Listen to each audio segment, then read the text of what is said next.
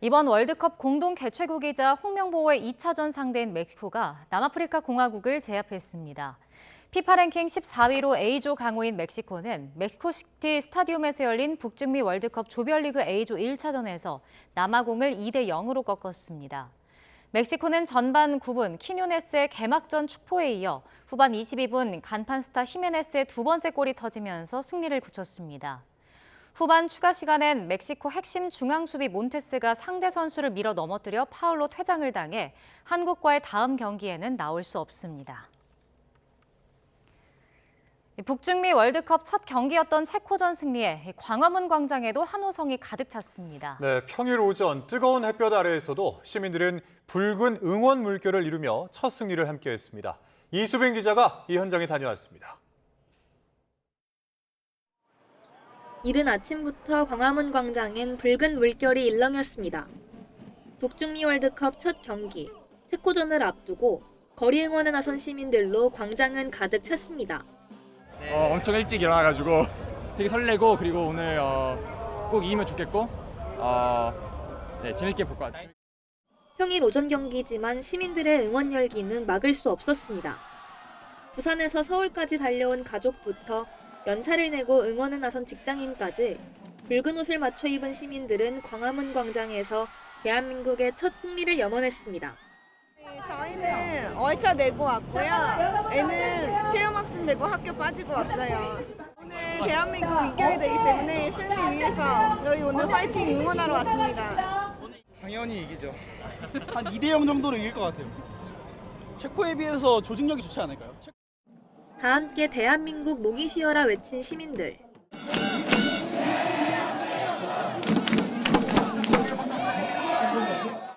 후반전 골이 터지자 일제히 환호성을 터뜨리고 승리가 확정된 순간엔 두 팔을 활짝 벌리며 기쁨을 만끽했습니다.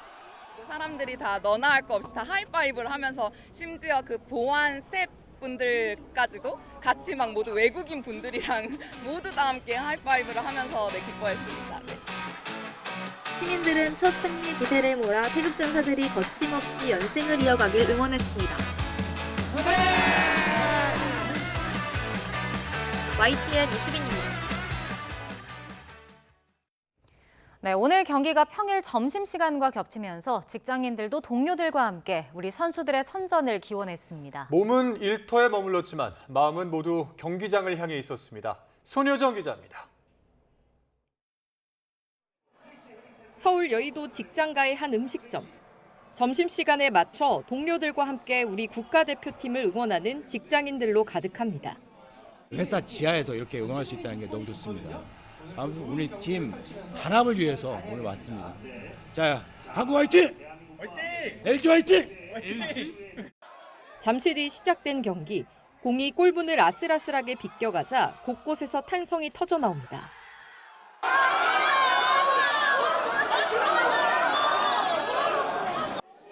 함께하니 즐거움은 배가 됩니다. 태극전사들의 값진 승리에 시원한 음료로 건배하며 업무 스트레스도 잠시 있습니다. 경기 시간이 점심시간과 맞물리면서 직장 동료들과 함께 식사를 즐기면서 우리 선수들을 응원하고 있습니다. 대한민국 화이팅! 대형 스크린 앞에도 붉은 옷을 입은 직장인들이 모였습니다.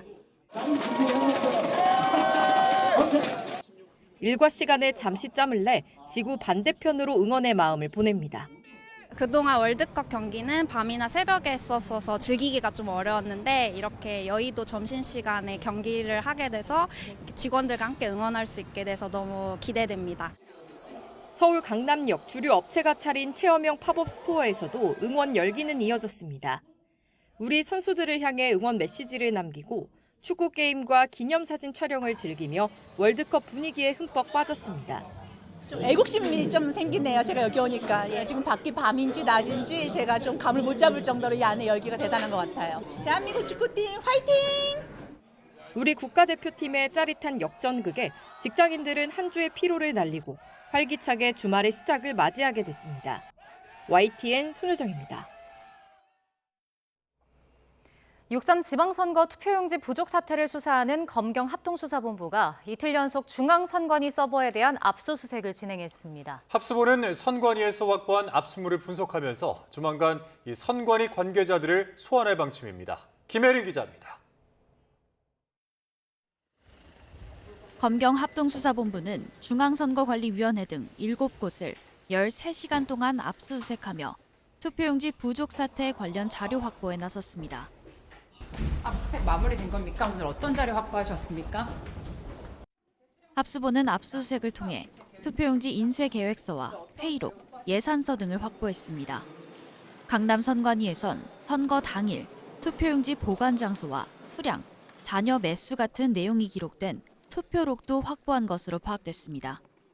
선관위 서버의 경우 저장된 자료가 많아 이틀 연속 압수수색이 이뤄졌습니다.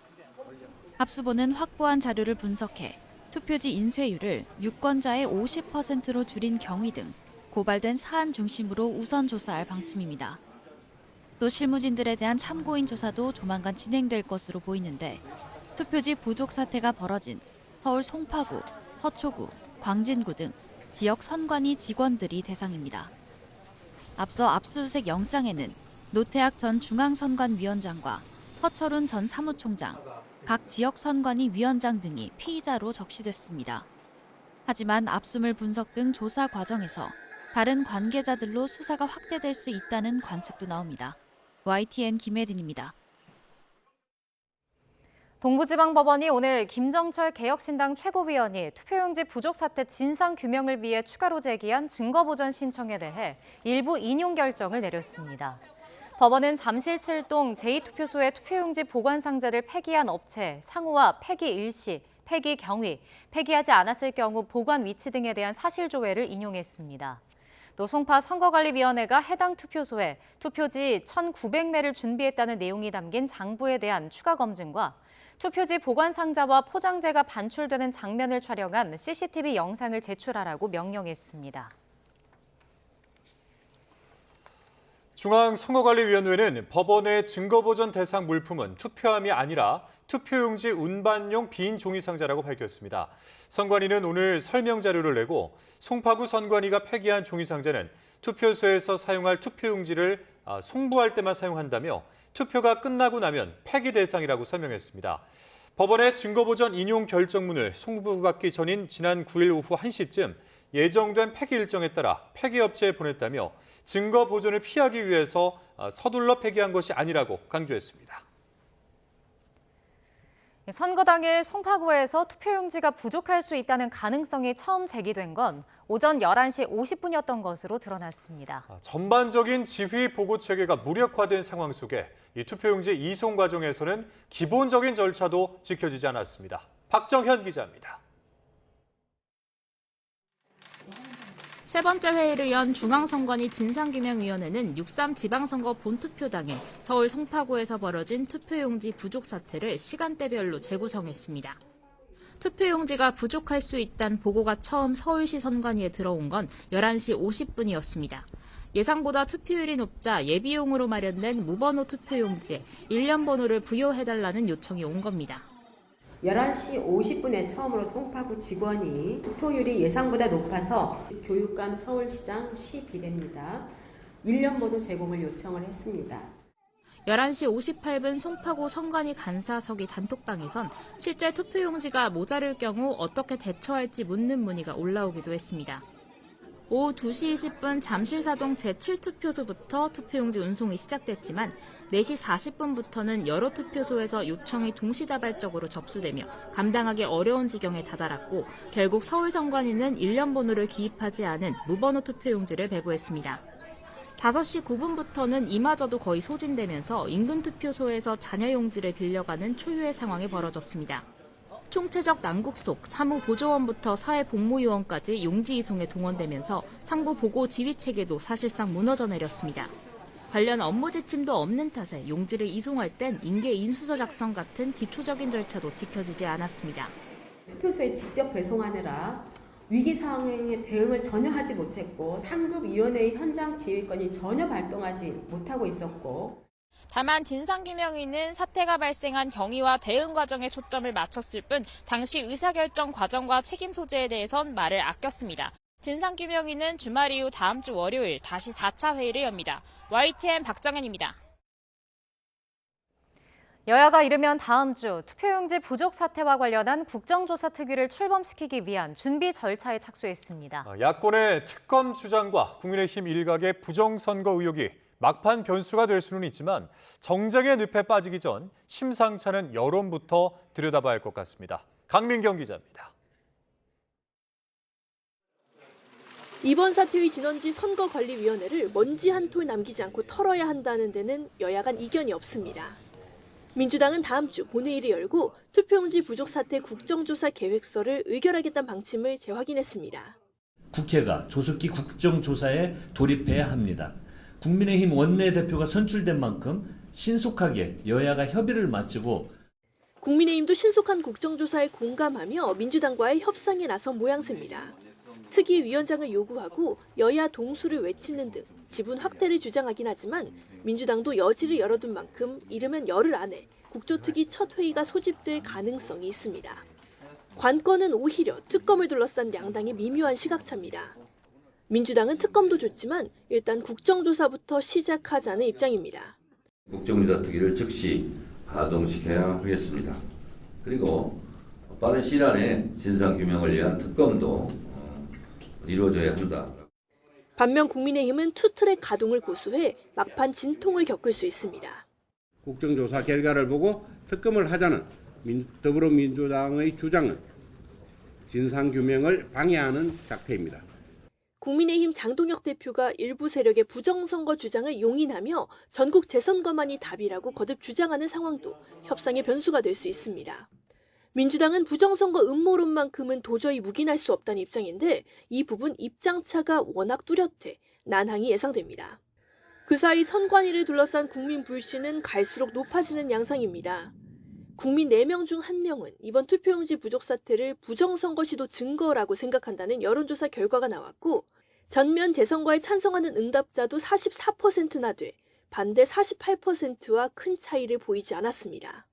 특히 2030 세대의 60% 이상이 전면 재선거를 요구하고 있다는 대목은 주목할 만합니다. 청년층을 중심으로 민주주의의 근간을 의심하고 있다는 정황이 확산되는 만큼 정치권도 이번 사태만큼은 정쟁의 대상으로 바라봐선 안 된다는 경고의 목소리가 높습니다. YTN 강민경입니다. 지방선거 당시 경기도 교육감 선거개표 결과가 잘못 입력된 일과 관련해서 임태희 경기교육감이 이재명 대통령이 직접 나서서 책임 있게 처리해달라고 촉구했습니다.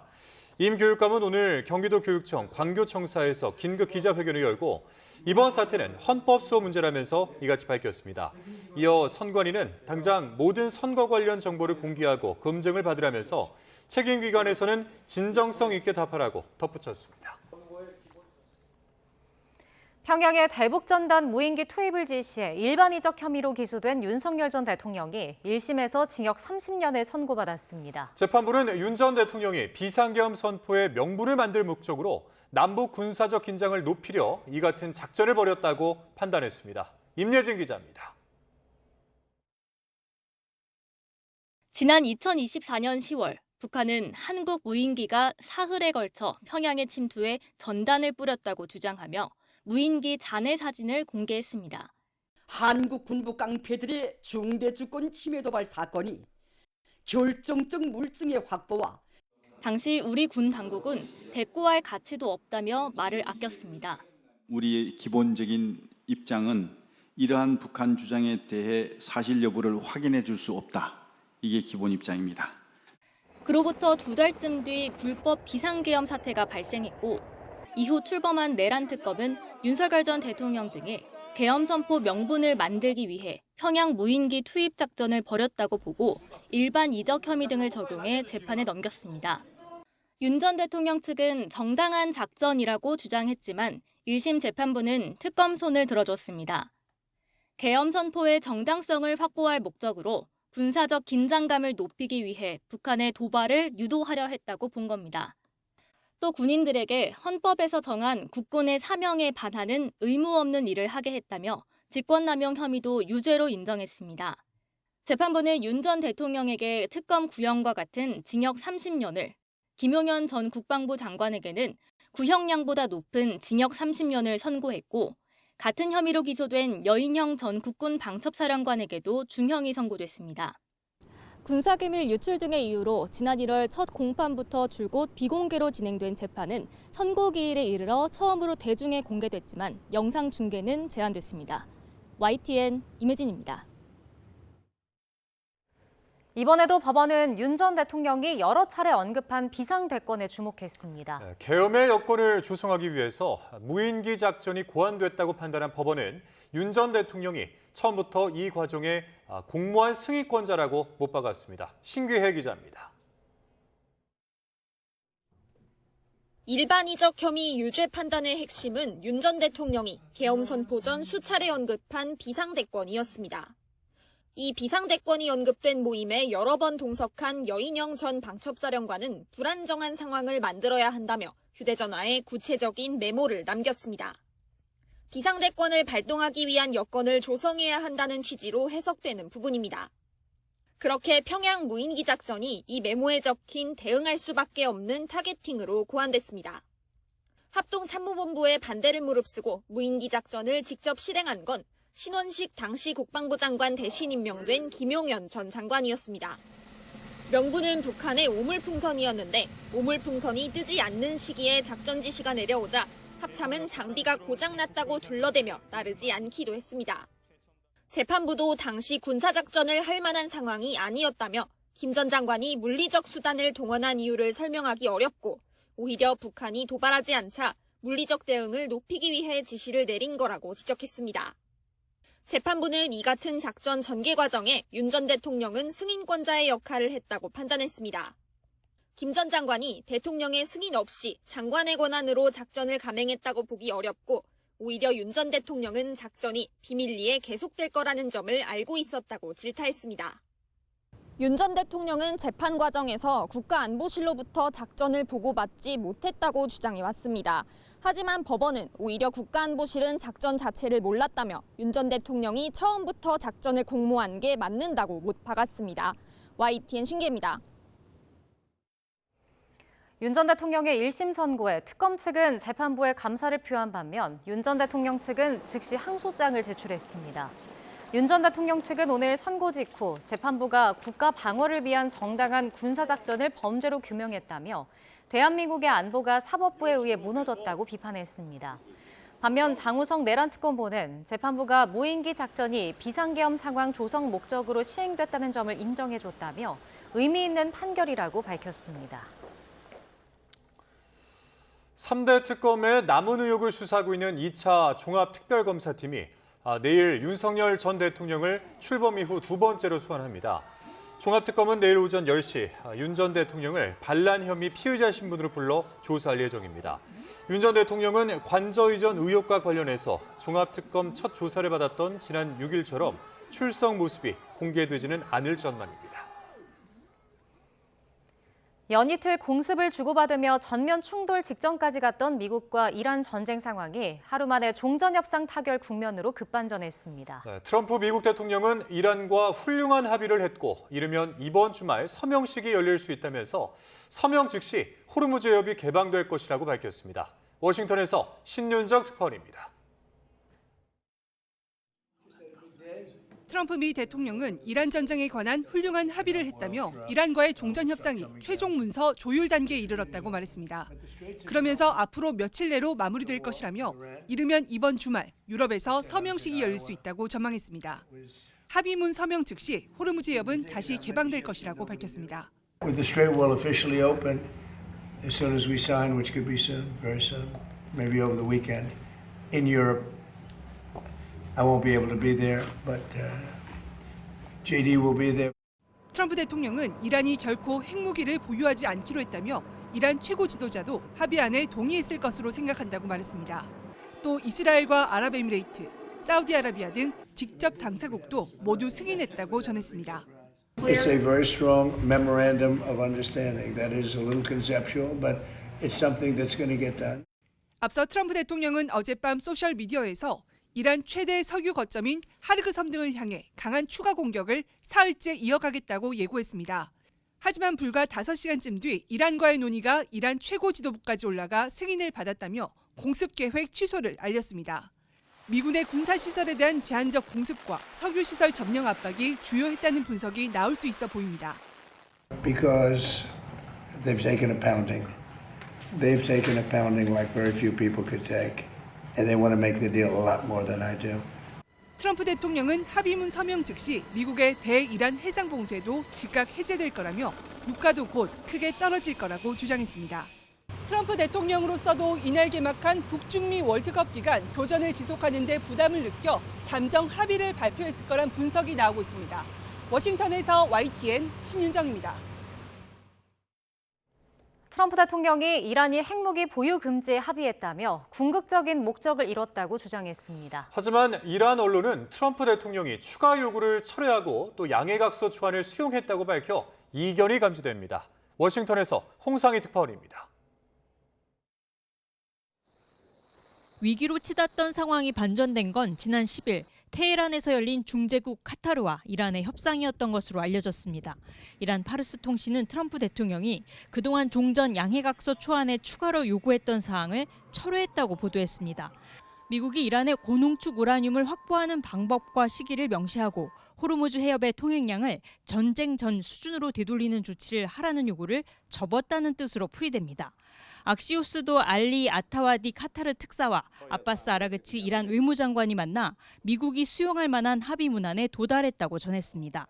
60일 휴전과 이란이 요구해온 동결 자금 해제 메커니즘, 호르무즈 해협 재개방 조치와 핵 프로그램 협상 진행 방안에서 이견을 좁혔다고 설명했습니다. 트럼프 대통령은 이란이 핵무기를 보유하지 않겠다고 합의했다며 매우 큰 성과라고 강조했습니다. We have a deal that Iran will never have a nuclear weapon, which was the whole purpose of what we had to go through to get this. So it was a very big thing. 또 종전 양해각서 내용이 매우 세부적이고 강력할 거라고 덧붙였습니다.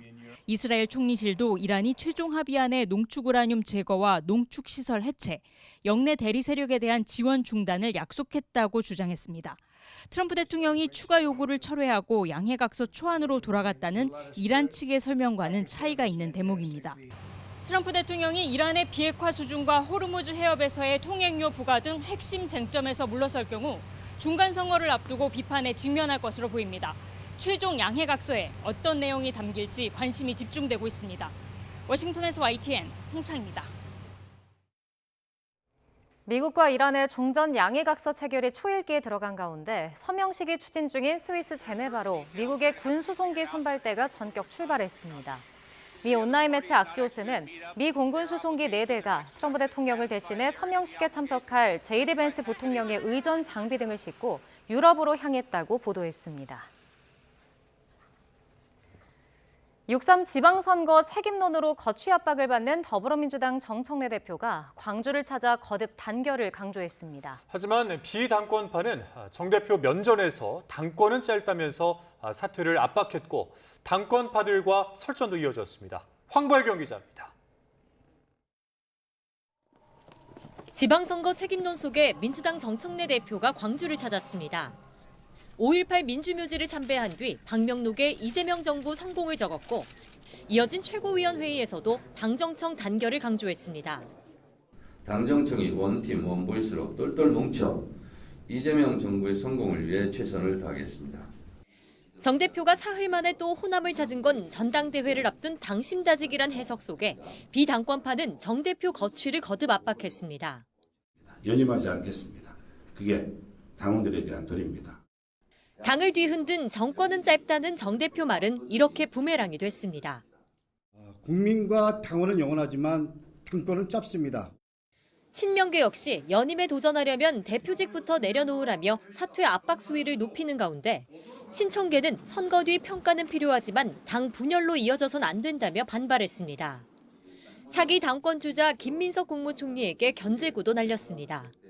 대통령 순방 중 연 이틀이나 당선자 워크숍에서 축사하고 사진 찍는 것이 급박한 업무일 것은 아닙니다.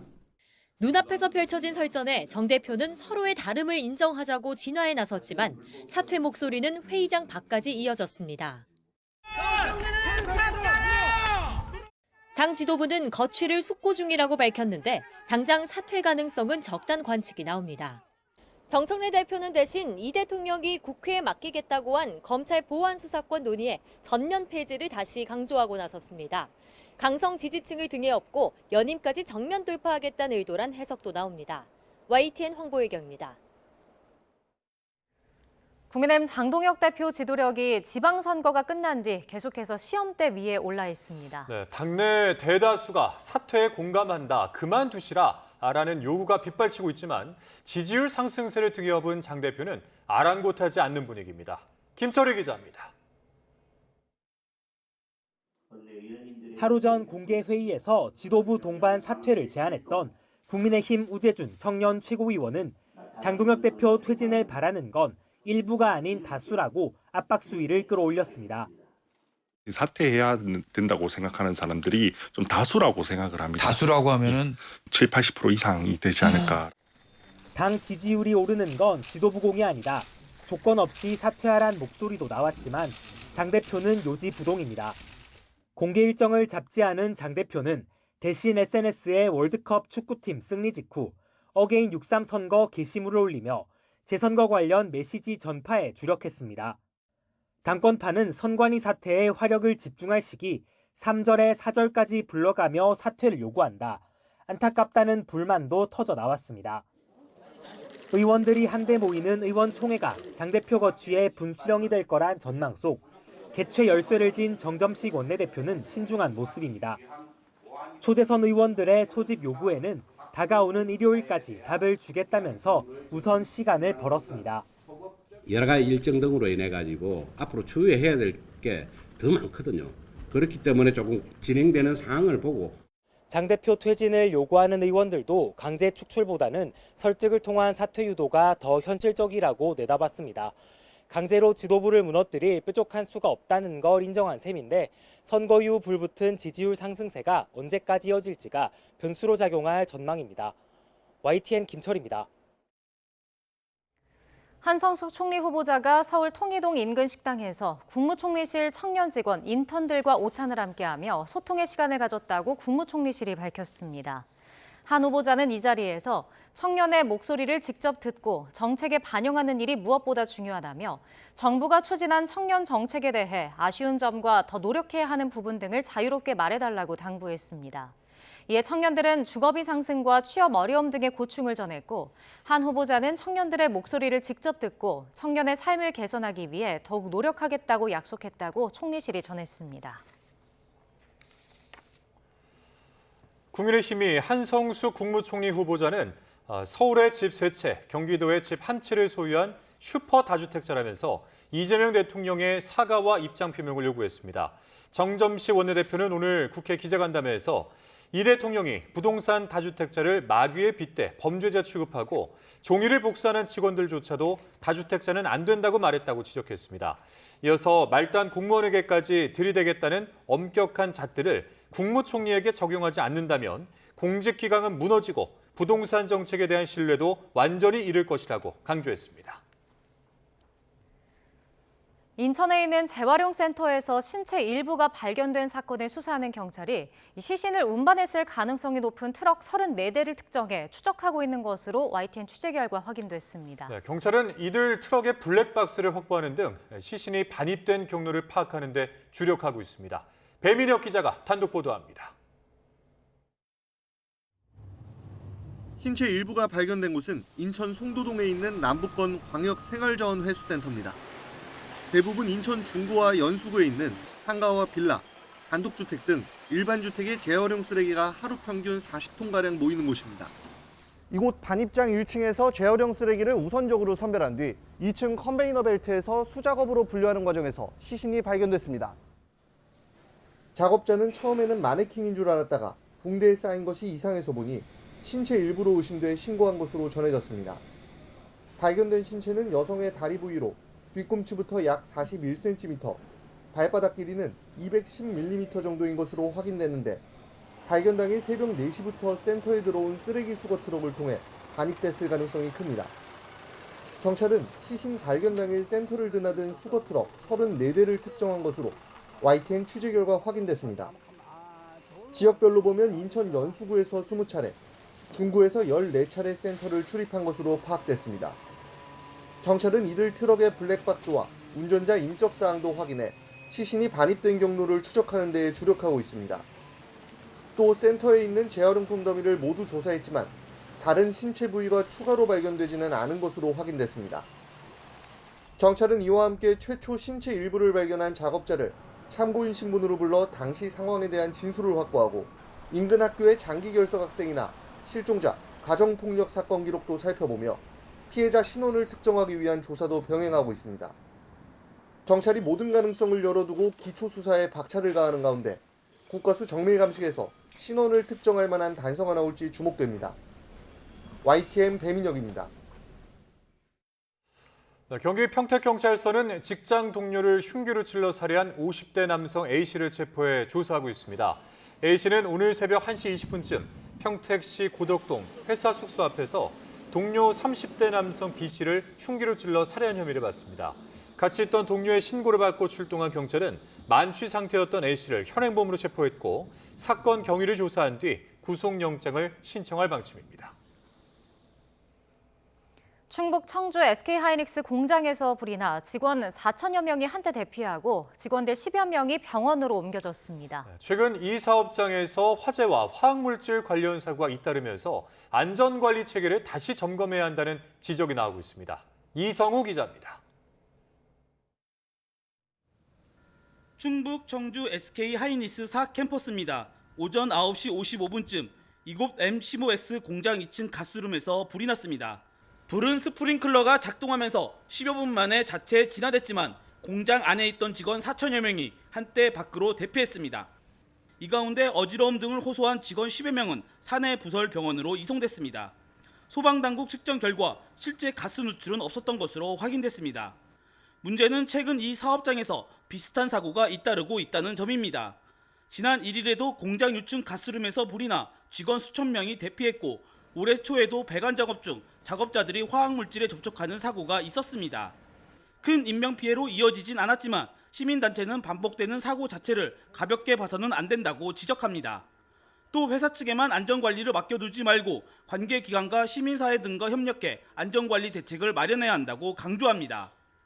사고가 발생하지 않도록 하는 지역 대비 체계 이런 것들을 잘 구축하는 방안들이 필요할 것 같고 그걸 구축하는 데 지자체와 시민사회 그리고 환경부가 같이 나서서 좀 같이 무언가를 만들어가야 되지 않을까 싶습니다. 하이닉스 측은 최근 전사 안전체계 대정비 주간을 운영하며 고위험 작업과 현장까지 점검했다고 설명했습니다. 하지만 이딴 사고를 막기 위해서는 단순 점검을 넘어 사고 원인과 대응 과정, 안전관리 체계가 제대로 작동했는지까지 들여다봐야 한다는 목소리가 커지고 있습니다. YTN 이성우입니다. 경기 구리경찰서가 음주운전을 하다 교통사고를 낸 프로야구 키움 히어로즈 소속 이용규 코치를 입건해서 조사하고 있습니다. 이 코치는 오늘 오전 6시 반쯤 구리시 아천동에 있는 왕복 6차로에서 만취 상태로 차를 몰다가 유턴하던 차와 갓길에 정차 중이던 순찰차를 연달아 들이받은 혐의를 받습니다. 이 사고로 유턴하던 차에 타고 있던 60대 남성 운전자와 경찰관 1명이 경상을 입고 병원으로 옮겨졌습니다.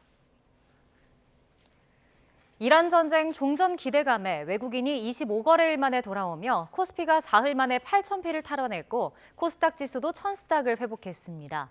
하지만 아직 안심하기에는 일러 보입니다. 보도에 이승은 기자입니다. 6% 넘는 급등세로 출발한 코스피는 단숨에 8,000피를 회복했습니다. 장 초반 5분간 프로그램 매수 호가 효력이 정지되는 매수 사이드카가 발동되기도 했고 8% 넘게 지수가 치솟았습니다. 이란 전쟁 종전 기대감과 미국 인플레이션 불안 심리 진정, 미국 반도체주 강세 등의 호재가 겹쳤습니다. 외국인이 25거래일 만에 돌아와 반도체주를 쓸어담았습니다. 외국인과 기관이 각각 2조 원어치 넘게 순매수를 기록했고 개인은 4조 3천억 원 매도 우위로 차익 실현을 했습니다. 코스피는 결국 4.6% 오른 8,123으로 장을 마쳤습니다. 삼성전자는 7.8% 오른 32만 원대에 SK하이닉스는 2%대 오른 215만 원에 장을 종료했습니다. 코스닥 시장도 반도체 소부장주가 지수를 이끌며 3% 넘게 올라 천스닥을 회복했습니다. 앞으로도 주식시장 변동성은 클 것으로 보입니다. 중앙은행들이 긴축적인 통화정책을 운용하리라 예상이 되고 최근 환율 변동도 상당히 큽니다. 거기에 더해서 스페이스X 상장이 예정되어 있고 이로 인한 좀 수급 부담도 생기리라 예상이 되기 때문에 외국인의 주식 순매수와 종전 기대감에 원달러 환율은 사흘 만에 1,510원대로 내려왔습니다. 전문가들은 연말로 갈수록 경상수지 흑자, 세수 호조, 국내 투자 확대로 환율이 안정될 것으로 보지만 당분간은 높은 수준의 등락을 예상합니다. 중동 이슈의 불확실성은 좀 그래도 상존하고 있어가지고 인플레이션에 대한 우려가 다시 물가에 의해서 올라갈 수도 있고 연준의 매파 성향이 다시 좀 더 강화될 수 있는 그런 요인들이기 때문에 1,500원 전후에서 좀 등락을 당분간 좀 이어갈 것으로. 한국형 공포지수로 불리는 코스피 200 변동성 지수는 나흘째 80선을 웃돌았습니다. YTN 이승은입니다. 최근 국내 증시 호황으로 빚을 내 투자하는 이른바 B2가 급증하자 시중은행들이 신용대출을 대폭 강화하고 나섰습니다. 최근 금융당국이 B2에 대한 잇따른 우려와 경고의 목소리를 낸 데 따른 조치입니다. 보도에 김세호 기자입니다. 지난달 금융권에서 신용대출과 마이너스 통장 등 기타 대출은 5조 3천억 원 급증했습니다. 5년 만에 가장 큰 증가폭인데 증시 호황으로 빚을 내 투자하는 이른바 B2 수요의 급증 때문입니다. 이에 따른 가계대출 역시 9조 3천억 원 늘며 1년 9개월 만에 가장 큰 증가폭을 보였습니다.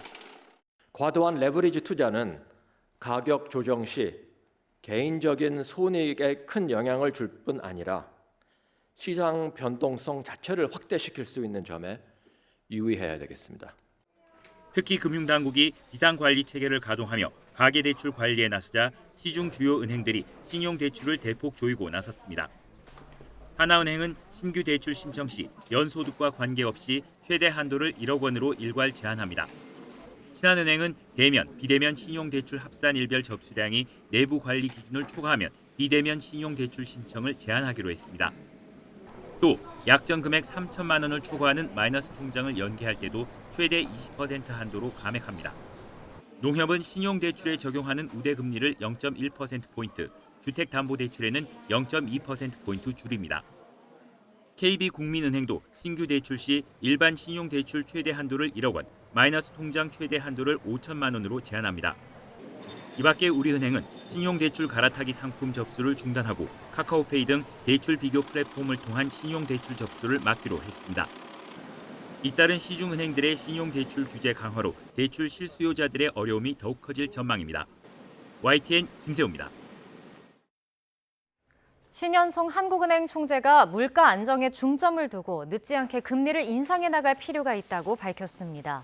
신 총재는 한국은행 창립 제76주년 기념식에서 성장, 물가, 금융안정 상황은 통화정책 측면에서 비교적 명확하게 한 방향을 가리키고 있다며 이같이 말했습니다. 특히 물가 상승의 부담은 저소득층에서 상대적으로 더 크게 나타나기 때문에 선제적인 물가 안정 노력은 이들의 부담이 가중되는 것을 막는 길이기도 하다고 강조했습니다. 샘 올트먼 오픈AI 최고 경영자가 오는 14일에서 15일 예정했던 방한 일정을 연기했습니다. 오픈AI와 IT 업계에 따르면 오픈AI는 올트먼 CEO의 개인 사정으로 한국을 비롯한 아시아 방문 일정을 미루게 됐습니다. 오픈AI 측은 올트먼 CEO 역시 이번 방한을 기대하고 있던 만큼 예정된 일정을 소화하지 못하게 된 점을 매우 안타깝게 생각하고 있다며 이해를 부탁한다고 전했습니다. 네, 인기 그룹 BTS가 오늘부터 이틀간 부산에서 콘서트를 엽니다. 전 세계에서 찾아온 팬들로 공연장 주변이 북적이고 있는데 자, 현장에 나가 있는 취재기자 연결해서 들어보도록 하겠습니다. 자, 차상영 기자. 네, 부산 아시아드 주 경기장에 나와 있습니다. 네, 지금 공연장 분위기 어떻습니까? 네, 세계 각지에서 찾아온 BTS 팬들로 공연장 주변은 크게 북적이고 있습니다. 공연 시작까지는 30분 정도 남았는데요. 많은 사람들이 공연장 안쪽으로 행렬을 이어가고 있고 바깥에서 사진과 영상을 찍으며 추억을 남기는 팬들도 적지 않습니다. BTS의 부산 콘서트는 지난 2022년 10월 세계박람회 부산 유치를 기원하며 연 이후 3년 8개월 만입니다. 공연 일정이 결정되자 부산시를 비롯한 기관들의 대비도 분주하게 이루어졌습니다. 부산역에는 BTS 팬들을 맞이하는 웰컴 센터가 조성됐고 김해공항 입국장에도 인력이 추가로 배치됐습니다. 또 광안대교와 용두산공원 등 지역 명소에는 이번 콘서트를 기념하는 경관 조명이 설치됐고 공연장에서 가까운 도시철도역은 멤버들 사진으로 가득 채워졌습니다. 관객들을 실어 나르기 위해 대중교통의 배차 간격도 줄었고 운영 시간도 늘었습니다. 도시 전체가 BTS라는 그룹을 홍보하는 듯한 인상을 줄 정도인데요. 지자체와 기관들이 이처럼 공을 쏟는 건 바로 BTS 팬들의 경제 효과 때문입니다. 부산시는 이번 공연으로 10만 명이 부산을 찾을 거로 예상하고 있습니다. BTS 특수라고 부를 만큼 팬들의 소비가 지역 경제에 적지 않은 도움이 되는데요. 전 세계 팬들에게 부산이라는 도시를 알리고 다시 찾고 싶은 도시로 만들 좋은 기회이기도 하다는 게 부산시의 설명입니다. 다만 숙박업소의 바가지 요금처럼 도시 이미지를 해치는 사례들은 시급히 해결해야 할 과제로 꼽힙니다. 상업행사에 공무원을 동원하는 것을 두고도 논란이 일기도 했는데 관광도시 부산의 고민거리가 될 것으로 보입니다. BTS의 부산 콘서트는 내일까지 열립니다. 지금까지 부산에서 YTN 최상환입니다. 네, 부산에서 열리는 BTS 공연을 앞두고 부산 지역 숙박업소의 바가지 요금 논란이 불거졌었죠. 자, 그런데 이 부산과 가까운 경남 김해와 양산 지역에서도 평소보다 높은 요금을 요구하는 일부 숙박업소가 있는 것으로 확인이 됐습니다. 임영준 기자입니다. 초여름 부산을 보랏빛으로 물들이는 BTS. 전 세계 아미들이 부산으로 몰릴 것으로 예상되는 상황. BTS 특수를 노린 부산 지역 일부 숙박업소가 요금을 크게 올리면서 바가지 요금 논란이 불거졌습니다. 이를 두고 BTS 멤버 RM이 적당히 좀 하자고 직격했습니다. 원래 성수기 비수기 아니 너무 심하잖아. 그럼 좀 너무 심하잖아. 적당히도 하십시다 진짜로. 적당히 좀 하십시다 진짜. 맞지. 이런 가운데 부산과 가까운 경남 김해와 양산 지역 숙박업소 요금도 덩달아 뛴 것으로 확인됐습니다. 숙박앱을 이용해 공연이 열리는 12일과 일주일 뒤 1박 요금을 비교해봤습니다. 적게는 몇만 원에서 많게는 5배 높은 숙박비를 요구합니다. 현행법상 숙박업체의 숙박요금 상한선은 없습니다. 법적 강제성이 없다 보니 관계당국도 대형 행사를 앞두고 숙박업계에 숙박비를 과도하게 올리는 행위를 자제해달라고 요청하는 실정입니다. 단속할 수 있는 위반 사항 역시 숙박업소 내부 요금표 게시와 요금 준수 여부 정도. 적발하더라도 1차의 경우 해당 업소에 경고나 개선 명령밖에 할 수 없고 두 번째 적발부터 영업 정지 처분이 가능합니다. 전문가는 숙박업계가 숙박요금을 합리적으로 받도록 당국이 유도할 필요가 있다고 조언합니다. 합리적인 가격 상한선을 좀 지키는 그 숙박업소를 착한 숙박업소 같은 거로 이제 지정을 하고 세제 혜택 같은 것을 통해서 확실한 당근책들을 좀 고려해 볼 필요가 있지 않나 싶습니다. 대형 행사가 열릴 때마다 불거지는 바가지 요금 논란을 불식시킬 실효성 있는 대책이 필요해 보입니다. YTN 임영준입니다. 연일 기온이 오름세를 보이고 있습니다. 주말인 내일은 초여름답지 않게 더위가 꽤 강할 것으로 보이는데요. 우선 아침에는 서울 기온이 17도로 오늘과 비슷해 선선하겠지만 한낮에는 서울 31도, 대전 31도, 대구 32도까지 오르는 등 오늘보다 또 예년보다 더 더워지겠습니다. 또 중부와 경북을 중심으로 맑은 하늘이 드러나겠고 이에 따라 대부분 지역에서 자외선과 오존이 말썽을 부리겠습니다. 호남 내륙에는 오후 한때 돌풍과 벼락을 동반한 요란한 소나기가 지나겠습니다. 휴일인 모레도 예년보다 더운 날씨가 이어지겠고 내륙에는 소나기가, 제주도에는 비가 내릴 전망입니다. 날씨 정보였습니다. 축구대표팀이 체코전을 승리로 장식한 과달라하라 스타디움은 이내 열광의 도가니로 변했습니다. 네, 멕시코 축구 팬들이 YTN 취재진까지 행가리를 태우려고 했을 정도라는데요. 자, 뜨거웠던 현장을 과달라하라 현지에서 양시창 기자가 전해드립니다. 경기장을 빠져나오는 멕시코 축구 팬들이 YTN 취재진을 향해 격한 축하 인사를 건넵니다. 마치 자국 축구팀이 승리한 듯 광장을 떠나지 않고 방방 뛰며 응원 구호를 외치는 멕시코 축구 팬들.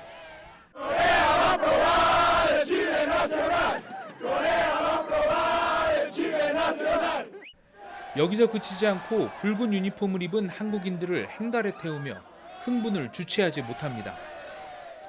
급기야 촬영 중인 YTN 취재진에게까지 손길이 뻗칩니다.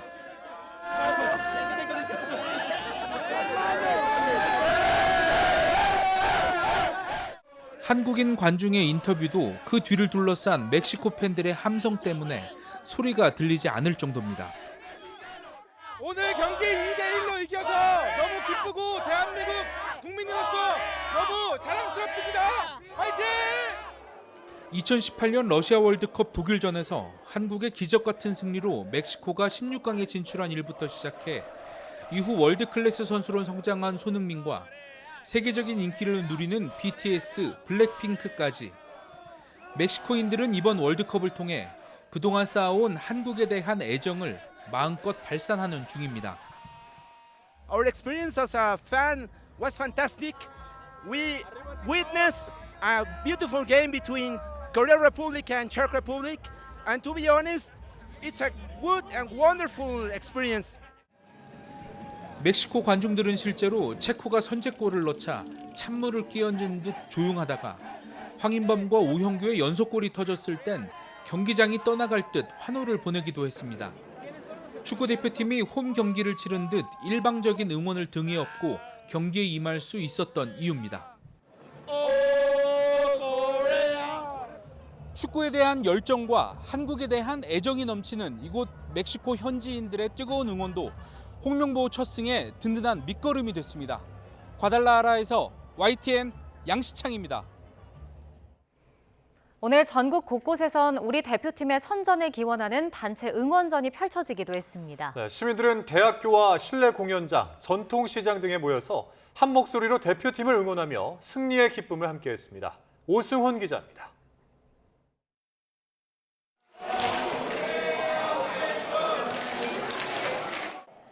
손에 태극기를 들고 축구 대표팀 유니폼을 입은 학생들이 대학교 강당에 모였습니다. 숨죽이며 경기를 지켜보던 순간 득점 장면이 나오자 환호성이 터져나옵니다.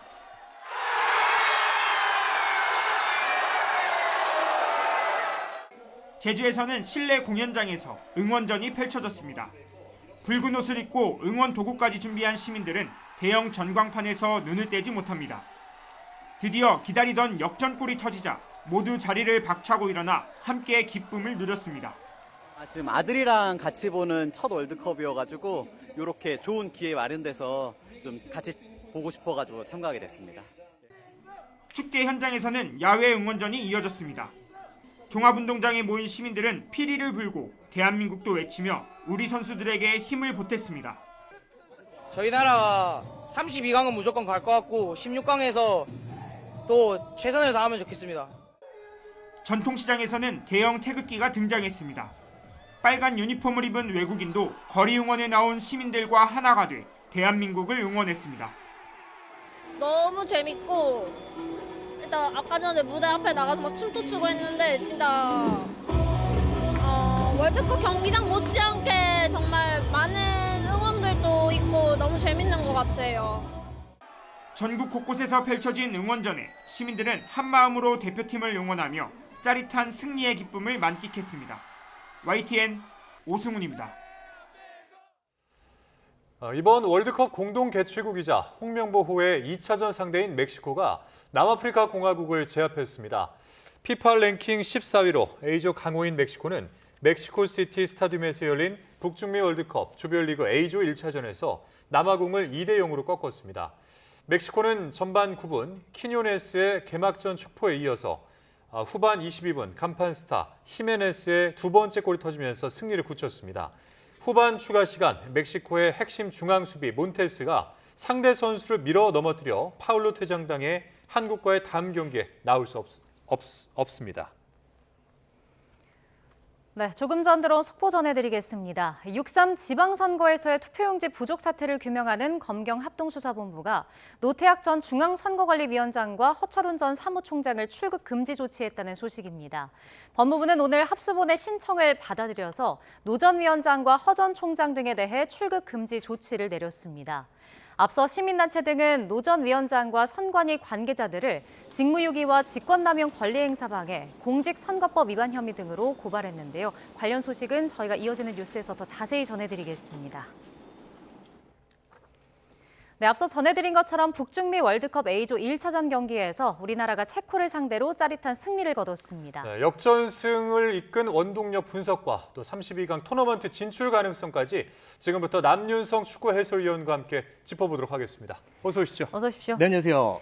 네, 우리 대표팀이 이제 월드컵 조별리그 오늘 첫 경기에서 16년 만에 승리를 했습니다. 보니까 이제 통산 4번째라고 하는데 오늘 격리 이 승리의 의미부터 한번 좀 짚어주시죠. 네, 일단은 1차전이 어느 때보다 이제 중요한 월드컵이라고 볼 수가 있는데 네. 그 경기에서 이제 승리를 했기 때문에 좀 다행스럽다 이런 생각을 하고 사실은 조별 이 월드컵 개최가 네. 확정이 됐을 때, 이 조추첨이 됐을 때부터 어느 정도 좀 우려점들은 분명히 있었거든요. 어떤 점에서요? 개최국인 멕시코가 또 상대가 있고 유럽 플레이오프를 거쳐서 올라온 팀이 이 장신의 체코라는 점에서 좀 우려가 있었는데 네. 체코를 꺾고 2차전 개최국인 멕시코를 상대한다라는 점이 그래도 대한민국 대표팀에게는 분위기를 좀 이어갈 수 있는 또 자신감을 가질 수 있는 이유가 되지 않을까 생각합니다. 일단은 뭐 첫 대결부터 지금 역전승을 저희가 한 겁니다. 지금 이제 계속 공격을 하려다가 성공하지 못했고 결국에는 선취점을 빼앗긴 뒤에 이제 두 골을 연달아서 넣은 건데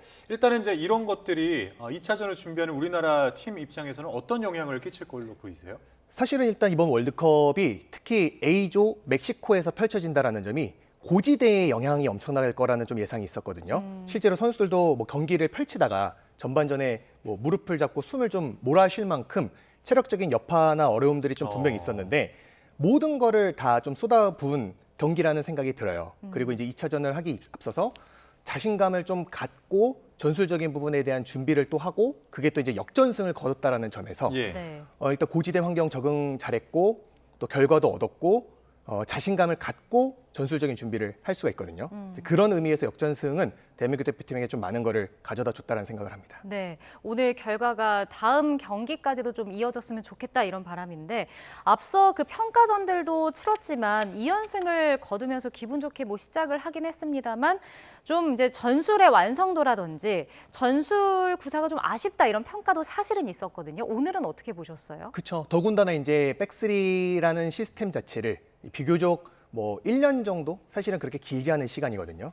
근데 이제 또 거기에다가 3월 달에 있었던 유럽 원정은 2경기에서 대량 실점을 좀 했어요. 네. 그래서 이제 수비적인 조직력도 백스리를 함에도 완성도가 좀 떨어졌고 공격에서도 이제 역습이 아닌 다른 패턴으로의 어떤 구상들을 하지 못했던 우려들이 있었는데 사실 오늘 경기는 그냥 약간 우려스러웠었던 백스리가 그대로 나왔거든요. 네. 근데 수비적으로 선수들의 어떤 투지가 대단했다. 여기 이제 또 대한민국 대표팀 많이 할 수 있는 어떤 월드컵 무대에서의 정말 투지, 이 파이팅 넘치는 플레이들을 통해서 또 우리다운 축구를 보여줬다라는 점이 굉장히 좀 고무적인 것 같고 네.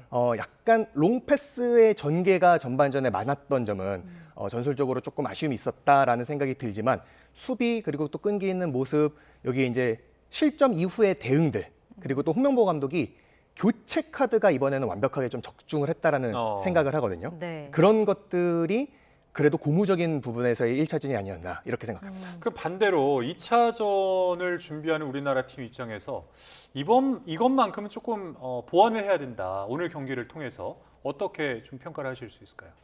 일단 수비 조직력도 더 보완을 해야 될 것 같아요. 그 3백이라고 하는 부분들. 그렇죠. 예. 김민재를 중심으로 선수들이 어떤 전술적인 것에 따른 것인지 아니면 이제 또 월드컵을 앞두고는 선수들끼리의 커뮤니케이션을 의사소통을 엄청 많이 하거든요. 그래서 그렇게 하면서 실제로 수비 조직력이 올라온 건지를 또 증명할 필요가 있을 것 같고 전술적인 부분에서는 뭐 체코를 상대했기 때문에 롱패스의 대응이 좀 많았다 이렇게 평가를 하는데 중원 미드필더들인 황인범 그리고 또 뭐 이재성 또는 뭐 백승호 이런 선수들과 센터백끼리의 직접적인 빌드업 과정의 참여가 조금 부족했거든요. 그런 주도적인 분위기를 좀 가져가면 멕시코가 워낙 또 압박이 강한 팀이기 때문에 네. 그 압박을 풀어나오고 공격의 퀄리티를 올릴 수 있을 거라 생각입니다. 네, 3백이 이제 좀 그렇게 불안하다면 다른 전술을 활용할 수도 있을 텐데 왜 이 3백을 고집하는 거예요? 뭐 많은 분들이 사실 그거에 대한 의문을 좀 보여주고 있죠. 그래서 이제 홍명보 감독도 지난 1년 동안 많은 비판에 좀 시달렸고 전술적으로도 대한민국 대표팀도 아쉬움이 있었는데 저는 결과가 아닌 이상 이거는 어떤 게 옳다 그르다 판단하기는 좀 어렵다고 생각을 하거든요. 그래서 일단 플랜 A가 백스리인 게 증명이 좀 됐습니다. 또 홍명보 감독이 4강 신화를 썼던 2002년에도 백스리라는 시스템에서 축구 자체를 좀 익숙하게 가져왔던 인물이기 때문에 어찌됐든 결과를 첫 경기에서 잘 단추를 꿰맸다라는 게 고무적인 부분인 것 같습니다. 네, 뭐 수비나 끈기 있었던 투지, 뭐 교체 카드가 좀 통했다라는 이야기를 해주셨는데 사실 앞서 또 고지대 환경도 이야기를 해주셨잖아요. 네네네. 오늘 이제 뭐 경기 결과라든지 경기력 상승에도 고지대 환경에 우리가 좀 적응할 수 있는 훈련을 했던 것도 도움이 됐을까요? 그렇죠. 아무래도 이제 체코에 비하면 체코는 월드컵에 뒤늦게 플레이오프를 거쳐서 합류를 했기 때문에 이렇게 고지대 환경에 적응을 하거나 베이스 캠프를 또는 사전 캠프를 잡는 것 자체가 어렵거든요. 그래서 대한민국 대표팀이 2주 한 3주 정도를 굉장히 고지대에서 이제 훈련 적응을 좀 했어요. 네. 그런 것들이 좀 드러났다라는 생각이 들고 특히 이제 체코 선수 중에 등번호 15번에 이제 파벨 슐츠라는 선수가 있습니다. 네. 이 선수가 엄청나게 많이 뛰고 또 이름도 비슷한데 스타일도 굉장히 다이나믹하고 역동성이 있어서 체코의 어떤 전술적인 윙어 파벨 네드베드와 좀 비슷한 스타일이다 이런 평가들을 듣거든요. 근데 그 선수가 전반전에 지치는 모습이 있더라고요. 그래서 아마 체코는 그런 고지대적인 부분에서의 어려움이 있었고 실제로 이제 후반전 되면서는 체코가 한 5분 만에 완전 기동력이 좀 떨어지는 모습이 있어서 네. 첫 실점을 했지만 그래도 고지대 적응 효과가 후반전 가면서 좀 드러났다 이렇게 생각합니다. 그러니까 고지대에서 경기를 하게 되면은 이제 어떤 단점들이 생기는 겁니까?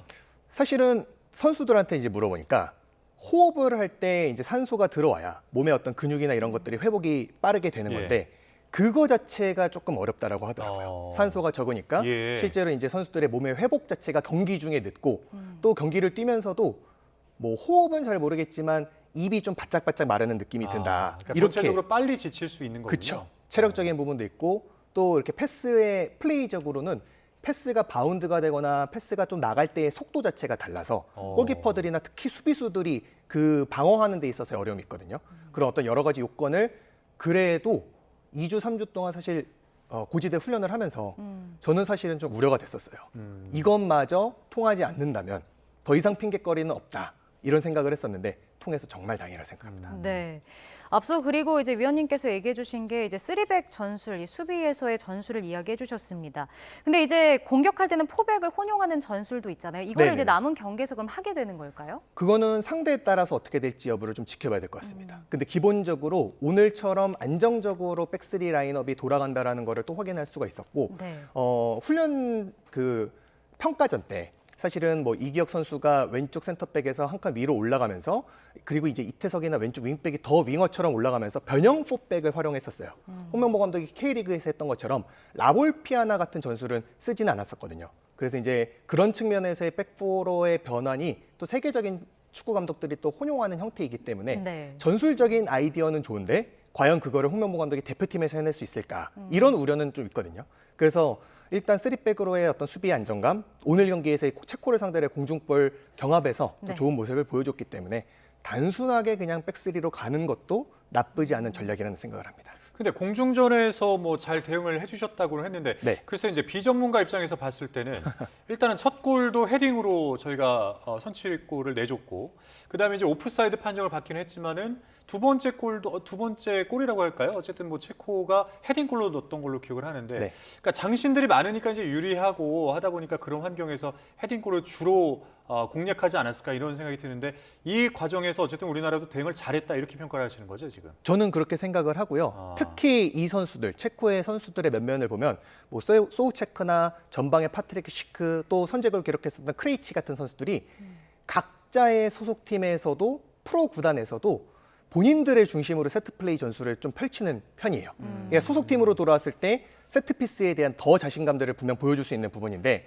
사실은 체코가 생각보다 더 우려스러웠던 부분은 경기 초반부터 롱패스 전략을 좀 꺼내들었어요. 세트피스나 또는 이제 롱패스로 단순한 패턴을 좀 했었는데 거기에서 그 패턴들을 실점 하나 과정 빼고는 그래도 잘 막아냈다.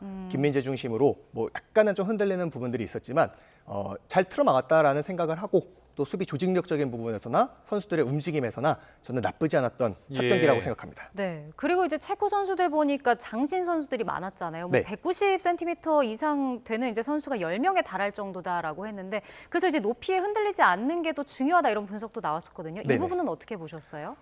선수들이 일단 실제로 높이에서 흔들리지 않았고 뭐 이기혁 선수나 김민재 선수나 이한범 선수나 좋은 수비를 보여줬지만 사실은 결과적으로 이 백스리 특히 김태현 선수가 지금 부상으로 빠졌어요. 그 이전에는 김주성 선수를 좀 많이 활용을 했었던 홍명보 감독인데 김주성 선수도 결국에는 3월 달 부상으로 월드컵에 낙마를 했었고 급하게 이기혁 선수가 투입이 됐거든요. 근데 사실 이 선수는 공중볼이나 수비적인 강점보다는 빌드업에 강점이 있는 선수인데 이거를 또 활용을 하면서도 김민재나 이한범 선수가 수비적인 역할을 잘 해냈다. 그래서 어찌 보면은 백스리의 역할 분배가 좋았고 체코의 높이도 잘 틀어 막았고 일단 자신감을 확실히 얻은 것 같습니다. 예. 자, 일단은 뭐 오늘 이 체코전 역전승 주역들의 목소리가 또 준비가 되어 있습니다. 잠깐 듣고 와서 인터뷰 계속 이어가겠습니다.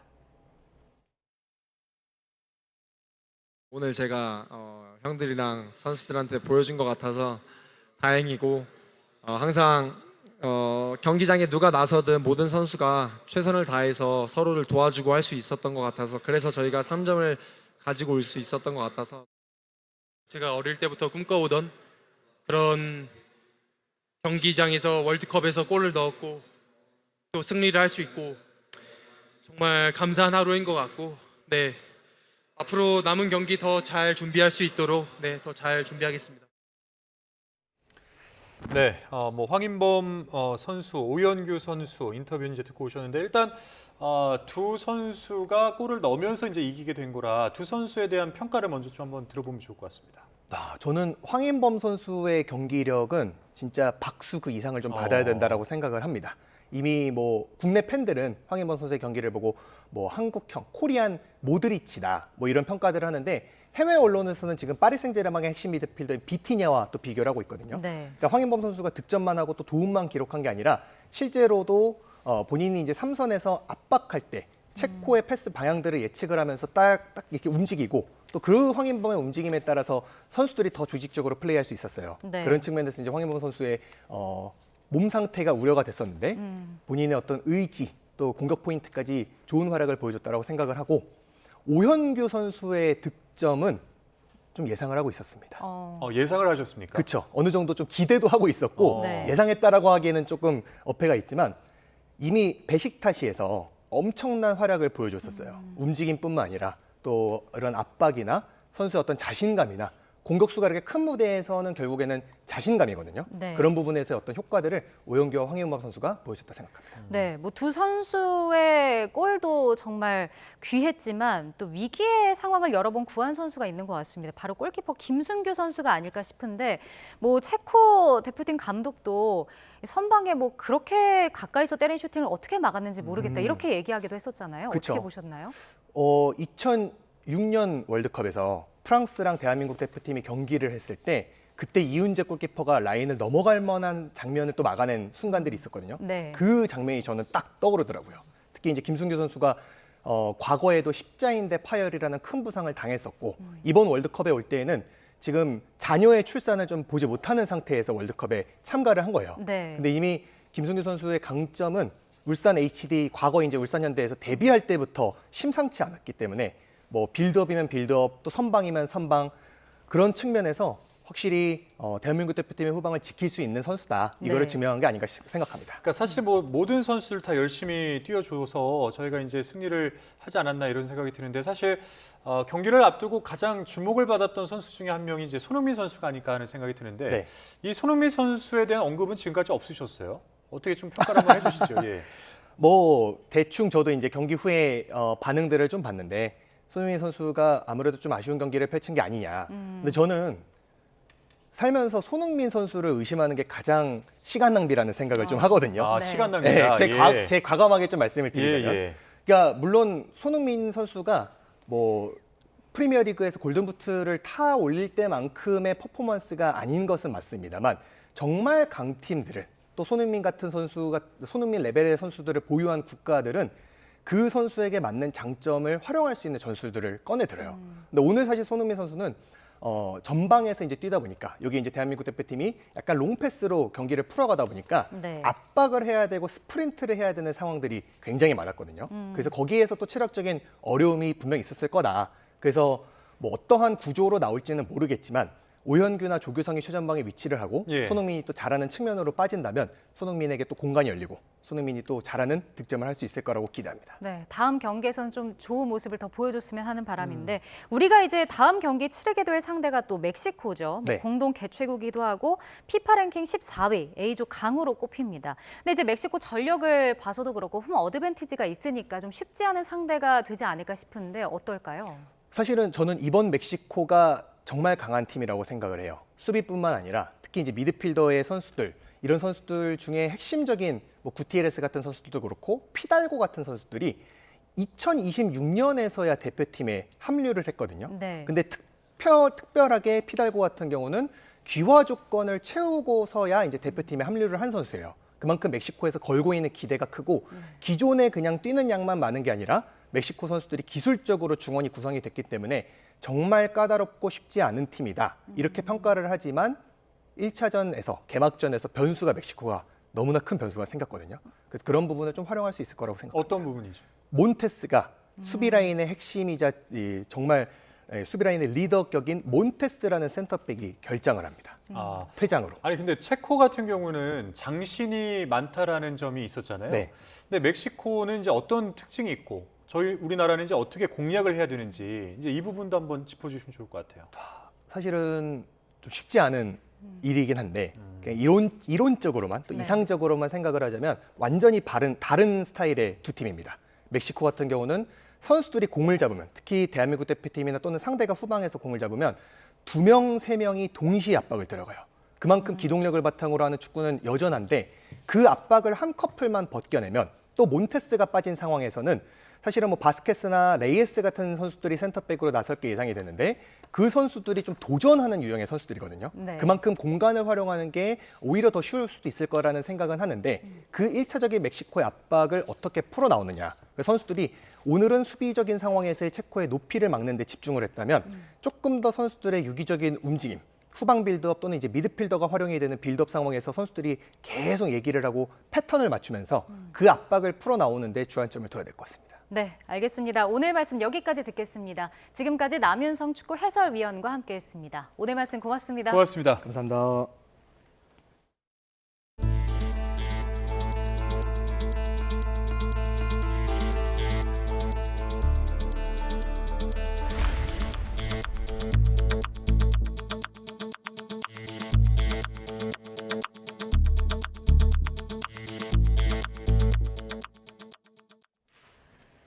육3 지방선거 당일 송파구에서 투표용지가 부족할 수 있다는 가능성이 처음 제기된 건 오전 11시 50분이었던 것으로 드러났습니다. 네, 전반적인 지휘 보고 체계가 무력화된 상황 속에 투표용지 이송 과정에서는 기본적인 절차도 지켜지지 않았습니다. 박정현 기자입니다. 세 번째 회의를 연 중앙선관위 진상규명위원회는 6.3 지방선거 본투표 당일 서울 송파구에서 벌어진 투표용지 부족 사태를 시간대별로 재구성했습니다. 투표용지가 부족할 수 있다는 보고가 처음 서울시 선관위에 들어온 건 11시 50분이었습니다. 예상보다 투표율이 높자 예비용으로 마련된 무번호 투표용지에 1년 번호를 부여해달라는 요청이 온 겁니다. 11시 50분에 처음으로 송파구 직원이 투표율이 예상보다 높아서 교육감 서울시장 시 비대입니다. 1년 번호 제공을 요청을 했습니다. 11시 58분 송파구 선관위 간사석이 단톡방에선 실제 투표용지가 모자랄 경우 어떻게 대처할지 묻는 문의가 올라오기도 했습니다. 오후 2시 20분 잠실사동 제7투표소부터 투표용지 운송이 시작됐지만 4시 40분부터는 여러 투표소에서 요청이 동시다발적으로 접수되며 감당하기 어려운 지경에 다다랐고 결국 서울선관위는 1년 번호를 기입하지 않은 무번호 투표용지를 배부했습니다. 5시 9분부터는 이마저도 거의 소진되면서 인근 투표소에서 잔여용지를 빌려가는 초유의 상황이 벌어졌습니다. 총체적 난국 속 사무보조원부터 사회복무요원까지 용지 이송에 동원되면서 상부 보고 지휘체계도 사실상 무너져 내렸습니다. 관련 업무 지침도 없는 탓에 용지를 이송할 땐 인계 인수서 작성 같은 기초적인 절차도 지켜지지 않았습니다. 투표소에 직접 배송하느라 위기 상황에 대응을 전혀 하지 못했고 상급위원회의 현장 지휘권이 전혀 발동하지 못하고 있었고 다만 진상규명위는 사태가 발생한 경위와 대응 과정에 초점을 맞췄을 뿐 당시 의사결정 과정과 책임 소재에 대해선 말을 아꼈습니다. 진상규명위는 주말 이후 다음 주 월요일 다시 4차 회의를 엽니다. YTN 박정현입니다. 경기도교육감 선거 개표 결과가 잘못 입력된 사실이 밝혀진 데 이어 2년 전 총선에도 유사한 일이 벌어졌던 게 뒤늦게 드러났습니다. 당시 최고 징계 수위는 감봉에 그쳤고 틀린 개표 결과는 지금도 수정되지 않고 있습니다. 최기성 기자입니다. 6.3 지방선거 경기도교육감 선거 개표 과정 착오 입력이 알려진 다음 날 임태희 경기교육감이 긴급 기자회견을 열었습니다. 임 교육감은 선관위에 모든 선거 정보를 공개하고 검증받으라고 말했습니다. 이번 사태는 헌법 수호 문제입니다. 헌법 수호는 대통령의 책임입니다. 이재명 대통령께서 이 문제에 대해서는 직접 나서서 책임 있게 처리해 주십시오. 이번 사태에 대해 안민석 경기교육감 당선인 측은 정확하고 공정한 선거 관리가 되기를 기대한다고 밝혔습니다. 그런데 앞서 2024년 22대 총선 당시에도 경기 수원정 선거구에서 유효표 2,200여 표가 무더기로 무효표로 처리되는 오류가 있었던 것으로 뒤늦게 확인됐습니다. 선거는 4월 10일이었고 그거는 6월 중순께 그들이 문서를 가지고 왔을 때 이제 뭐 정정할 게 있다 하면서 왔고 그 사람이 그 3명이 왔어요. 그래서 득표수가 변경됐다. 근데 우리 선관위 홈페이지엔 여전히 잘못된 수치가 올라와 있는데 선관위는 선거 무효 소송이 진행 중이라 수정하지 않고 있다고 해명했습니다. 수정해서 당연히 선관위 홈페이지에 게시가 되어야 되는 거 아니겠습니까? 그런데 아직도 그것이 수정되어지지 않고 있다라고 하는 것이 사실 제일 충격적이에요. 하지만 YTN 취재 결과 재량에 따라 정정할 수 있는데도 고치지 않고 있는 것으로 확인됐습니다.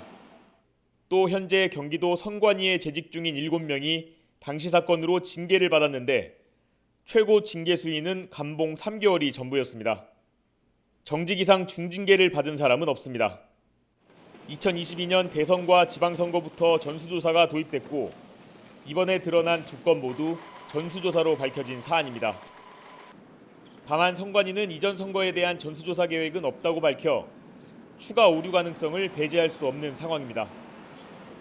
한편 임태훈 군인권센터 소장은 중앙선관위원장 등 65명의 탄핵 소추를 촉구하는 국민동의청원을 냈습니다. YTN 최기성입니다.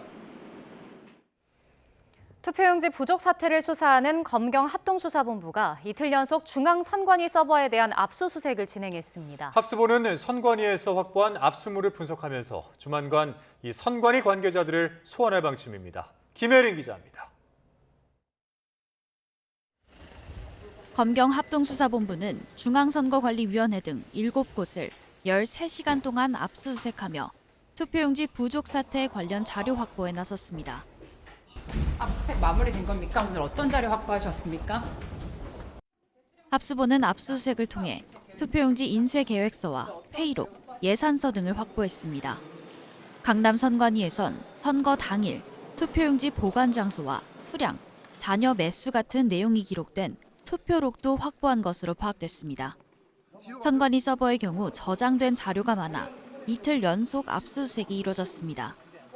합수본은 확보한 자료를 분석해 투표지 인쇄율을 유권자의 50%로 줄인 경위 등 고발된 사안 중심으로 우선 조사할 방침입니다.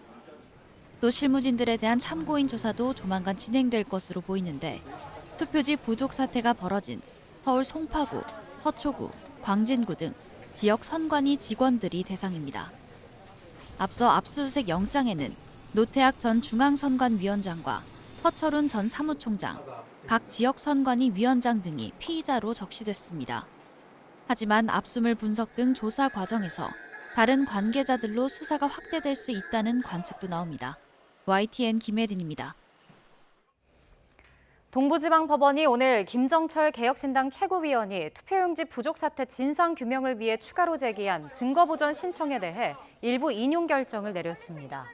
법원은 잠실 7동 제2투표소의 투표용지 보관 상자를 폐기한 업체 상호와 폐기 일시, 폐기 경위, 폐기하지 않았을 경우 보관 위치 등에 대한 사실 조회를 인용했습니다. 또 송파 선거관리위원회가 해당 투표소에 투표지 1,900매를 준비했다는 내용이 담긴 장부에 대한 추가 검증과 투표지 보관 상자와 포장재가 반출되는 장면을 촬영한 CCTV 영상을 제출하라고 명령했습니다.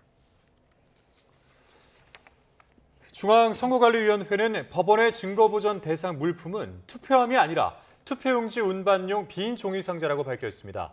선관위는 오늘 설명 자료를 내고 송파구 선관위가 폐기한 종이 상자는 투표소에서 사용할 이 투표용지를 송부할 때만 사용한다며 투표가 끝나고 나면 폐기 대상이라고 설명했습니다. 법원의 증거보전 인용 결정문을 송부받기 전인 지난 9일 오후 1시쯤 예정된 폐기 일정에 따라 폐기업체에 보냈다며 증거보전을 피하기 위해 서둘러 폐기한 것이 아니라고 강조했습니다. 서울중앙지방법원이 비상계엄 선포의 명분을 만들기 위해 평양에 무인기를 투입한 의혹으로 기소된 윤석열 전 대통령에게 1심에서 징역 30년을 선고했습니다. 또 같은 혐의로 재판에 넘겨진 김용현 전 국방부 장관도 구형보다 높은 징역 30년을 선고받았습니다. 재판부는 평양 무인기 투입 작전은 북한의 도발이 약해지자 물리적 대응을 높여 비상계엄 상황을 조성하려 한 것으로 보인다며 정당한 군사작전으로 볼 수 없다고 판단했습니다. 또 유사시 투입돼야 할 군사를 동원했고 작전 방법과 군사상 기밀 등이 유출돼 대한민국의 군사상 이익이 침해됐다고 설명했습니다. 1심 재판부는 윤 전 대통령이 사적인 목적으로 군을 사용하고 국민의 기본적인 믿음을 저버렸다며 강하게 질타했습니다. 전직 대통령이 일반이적 사건으로 유죄를 선고받은 건 헌정사상 처음인데 중형을 선고한 재판부 판단의 배경을 안동준 기자가 정리했습니다. 1심 재판부는 윤석열 전 대통령 등이 비상계엄을 선포할 상황을 조성할 목적으로 무인기 침투 작전을 펼쳤다고 판단했습니다. 군사작전이라는 외형을 만들어 북한의 도발을 유도해 일부러 국가 비상사태를 만들려고 했다는 겁니다. 이를 위해 군인을 사적 목적으로 사용하고 정당한 목적으로만 군사력을 사용할 것이라는 국민의 기본적인 믿음을 배신했다고 꾸짖었습니다. 불필요한 군사력이 소모됐고 군사상 기밀이 누출돼 대한민국의 군사상 이익이 침해된 점도 중형 선고의 이유가 됐습니다. 특히 국가의 존립과 안전을 보호하기 위해 사용돼야 할 계엄 선포권 등을 정치적 이익을 위해 사용할 수 있다고 믿고 작전을 승인했다며 윤 전 대통령을 강하게 질타했습니다. 윤 전 대통령 측은 특검의 수사와 기소 자체가 이적 행위라고 반발하며 즉시 항소했습니다. 오늘 유죄 판결은 도저히 납득할 수 없고 이 점에 대해서는 반드시 역사적 심판을 받으리라 생각합니다. 입증이 쉽지 않을 것이라는 우려에도 불구하고 특검은 구형만큼의 형량을 끌어내며 외환 혐의 입증에 성공했습니다. 내란 사건에 이어 외환 사건 역시 치열한 법정 2라운드가 펼쳐질 전망입니다. YTN 안동준입니다. 윤석열 전 대통령 등이 내란 우두머리 사건 항소심 재판부에 대해서 낸 기피 신청이 대법원에서 최종 기각됐습니다. 대법원 2부는 오늘 윤 전 대통령이 낸 기피 기각 결정에 대한 재항고를 기각했습니다. 앞서 윤 전 대통령은 내란 재판을 맡은 서울고등법원 내란전담재판부 형사 12-1부에 대한 법관 기피 신청을 냈지만 기각되자 재항고했습니다. 이에 따라서 윤 전 대통령 등 피고인 4명에 대해서 중단돼 있던 내란 혐의 재판 항소심은 곧 재개될 것으로 보입니다. 더불어민주당 당권파 최고위원들이 민심과의 괴리 등의 지적이 나오고 있는 당원 1인 1표제를 지켜내야 한다며 정청래 대표를 엄호했습니다. 이성윤 최고위원은 오늘 전남 광주 현장 최고위원회의에서 민주주의 국가에서 모든 국민이 평등하듯이 당원 주권 전당에서 1인 1표는 너무나 당연하다고 말했습니다. 문정복 최고위원도 1인 1표제는 한 사람이나 특정 세력을 위한 장치가 아니라며 이 원칙을 지키는 게 민주당의 민주주의를 지키는 일이라고 목소리를 높였습니다. 더불어민주당 비당권파 최고위원들은 정청래 대표를 향해 거듭 책임론을 제기했습니다. 황명선 최고위원은 오늘 전남 광주 현장 최고위원 회의에서 이번 6.3 지방선거는 실패했다며 당대표를 포함한 지도부 모두가 부족했고 책임을 지는 모습이 필요하다고 밝혔습니다. 그러면서 자신은 다음 전당대회 최고위원직에 출마하지 않겠다며 그게 당원들에 대한 도리라고 언급했습니다. 국민의힘 장동혁 대표가 투표용지 부족 사태는 어떻게 부르던 참정권 박탈이라며 부정선거를 외치는 청년들을 음모론의 프레임에 가둬선 안 된다고 주장했습니다. 장 대표는 오늘 자신의 SNS를 통해 부정선거라고 하면 극우나 음모론자로 몰아가는 건 저항의 동력을 떨어뜨리려는 진실이 밝혀지는 게 두려운 세력들이라고 말했습니다. 이어 누구도 스타벅스를 마실 자유가 있듯이 부정선거 역시 외칠 자유가 있다며 그것이 자유민주주의라고 덧붙였습니다. 6.3 지방선거와 국회의원 재보궐선거 이후 차기 대권 지형도 요동치고 있습니다. 네, 아직 꽤 긴 시간이 남아있지만 험지 승리를 땅낸 오세훈 서울시장과 무소속 한동훈 의원의 약진이 두드러진 가운데 범여권에서는 낙선한 조국 전 조국혁신당 대표가 여전한 존재감을 드러냈습니다. 부장원 기자입니다. 6.3 지방선거와 재보궐선거가 끝난 지 일주일, 한국갤럽은 우리나라를 이끌어갈 정치 지도자로 누가 좋은지 물었습니다. 지난 9일부터 사흘간 성인 남녀 1,002명을 조사한 결과 오세훈 서울시장이 9%로 1위를 기록했고 무소속 한동훈 의원이 8%로 뒤를 이었습니다. 이른바 명픽 후보들을 꺾고 험지에서 자력생활한 보수 야권 주자들이 나란히 선두권을 차지하며 대권 잠룡 존재감을 입증한 겁니다. 나라가 잘 됐으면 좋겠습니다. 그래서 정치합니다. 아주 심플하죠. 그렇지만 어려운 과제입니다. 그리고 그걸 위해서 제 평생을 바칠 각오로 정치를 시작했습니다. 3위는 경기 평택을 재선거에서 낙선한 조국혁신당 조국 전 대표가 올라 굳건한 지지세를 확인했고 집권여당에선 이른바 명청대전 선봉으로 나선 김민석 국무총리가 존재감을 드러냈습니다. 보수의 하성 대구에서 졌지만 아름다운 레이스를 펼친 김부겸 전 총리와 전국적 인지도를 높인 국민의힘 이진숙 의원 등도 처음으로 1% 이상 응답을 기록하며 대권주자 반열에 이름을 올렸습니다. 이 밖에 여야의 전현직 당대표 등 체급 높은 정치인들도 이름을 올렸는데 범여권과 범야권 모두 확고한 구심점 없이 주자군이 분산된 모습입니다. 지방 권력 교체와 함께 차기 권력 지형도 요동치고 있습니다. 다음 대선까지 남은 4년, 벌써 유불리를 논하긴 이르지만 대권 잠룡들의 주도권 경쟁은 이미 시작됐습니다. YTN 부장원입니다. 연이틀 공습을 주고받으며 전면 충돌 직전까지 갔던 미국과 이란 전쟁 상황이 하루 만에 종전협상 타결 국면으로 급반전했습니다. 트럼프 대통령은 이란과 훌륭한 합의를 했고 이르면 이번 주말 서명식이 열릴 수 있다며 서명 즉시 호르무즈 해협이 개방될 것이라고 밝혔습니다. 워싱턴에서 신윤정 특파원이 전해드립니다. 트럼프 미 대통령은 이란 전쟁에 관한 훌륭한 합의를 했다며 이란과의 종전협상이 최종 문서 조율 단계에 이르렀다고 말했습니다. 그러면서 앞으로 며칠 내로 마무리될 것이라며 이르면 이번 주말 유럽에서 서명식이 열릴 수 있다고 전망했습니다. 합의문 서명 즉시 호르무즈 해협은 다시 개방될 것이라고 밝혔습니다. With the Strait will officially open as soon as we sign, which could be soon, very soon, maybe over the weekend, in Europe. I won't be able to be there, but JD will be there. 트럼프 대통령은 이란이 결코 핵무기를 보유하지 않기로 했다며 이란 최고 지도자도 합의안에 동의했을 것으로 생각한다고 말했습니다. 또 이스라엘과 아랍에미레이트, 사우디아라비아 등 직접 당사국도 모두 승인했다고 전했습니다. It's a very strong memorandum of understanding. That is a little conceptual, but it's something that's going to get done. 앞서 트럼프 대통령은 어젯밤 소셜 미디어에서 이란 최대 석유 거점인 하르그 섬 등을 향해 강한 추가 공격을 사흘째 이어가겠다고 예고했습니다. 하지만 불과 5시간쯤 뒤 이란과의 논의가 이란 최고 지도부까지 올라가 승인을 받았다며 공습 계획 취소를 알렸습니다.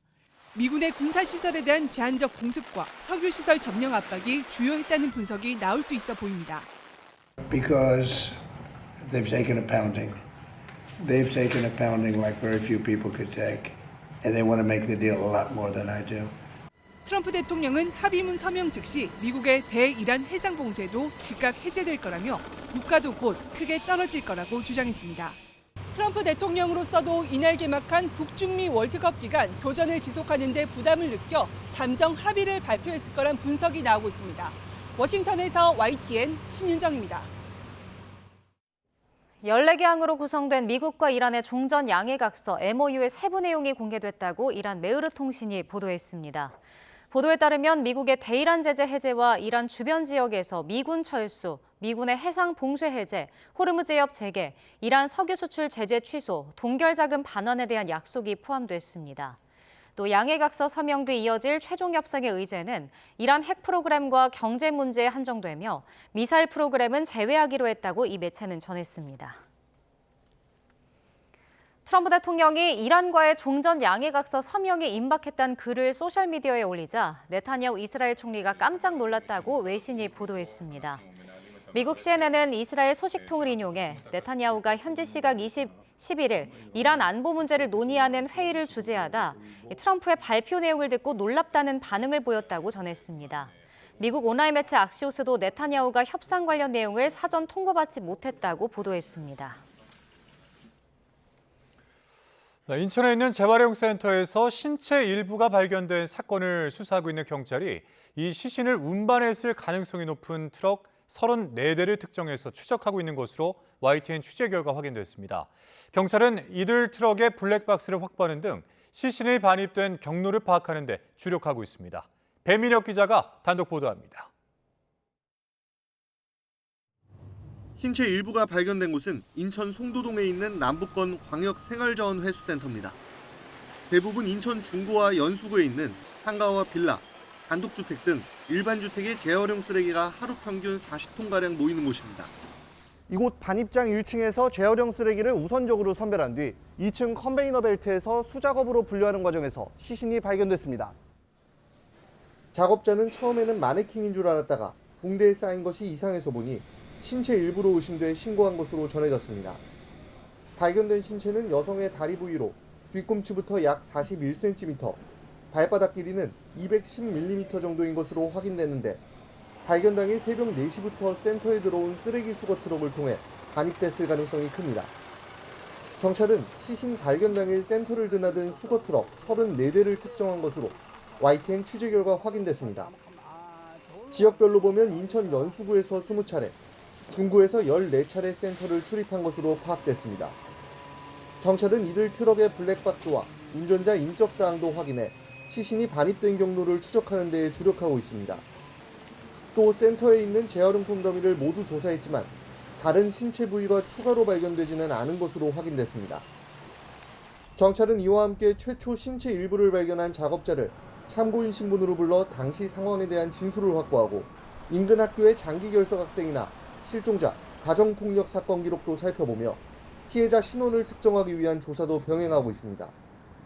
경찰이 모든 가능성을 열어두고 기초수사에 박차를 가하는 가운데 국과수 정밀감식에서 신원을 특정할 만한 단서가 나올지 주목됩니다. YTN 배민혁입니다. BTS 공연이 부산에서 열리면서 전 세계 아미가 부산으로 집결했습니다. 정부와 부산시는 공연장과 관람객 동선 등 안전관리에 허점은 없는지 점검했습니다. 김종호 기자입니다. 공연장으로 향하는 길이 인파로 넘실댑니다. 전 세계에서 부산을 찾은 아미 행렬. BTS 부산 공연은 시작 전 공연 밖 팬들 함성에서부터 분위기가 달아오릅니다. 공연 장소는 다시 부산 아시아드 주 경기장입니다. 4년 전 BTS는 이곳에서 군 입대 전 마지막 공연을 2030 부산 엑스포 유치를 기원하며 무료로 진행했습니다. 처음 BTS 공연을 보게 됐다는 인도네시아 아미와 I'm really grateful to have the tickets because I know there's a lot of people out there didn't get the tickets. So I think this tonight is going to be so amazing. 이미 고향 공연까지 다녀온 프랑스 팬 등 이틀 공연 11만여 석 가운데 절반 이상이 외국인 관람객입니다. I'm really excited because it's the anniversary of the group, so I feel like it's going to be really special compared to other concert, I think. 대규모 인파가 몰리는 행사다 보니 정부와 부산시는 공연장과 관람객 동선 등을 공연 직전까지 살폈습니다. 관련되는 기관들이 점검을 해서 미흡한 점들은 다 보완을 했고 지금 이제 남아있는 일은 이 공연이 진행되는 과정에서 실제로 안전하게 실행하는 그 일이 남아있다고 생각을 합니다. 앞서 숙박과 편의시설, 관광 안내소 등을 지속해서 점검했고 공연 당일에는 대규모 안전관리 인력을 배치해 만일의 사태에 대비했습니다. YTN 김종호입니다.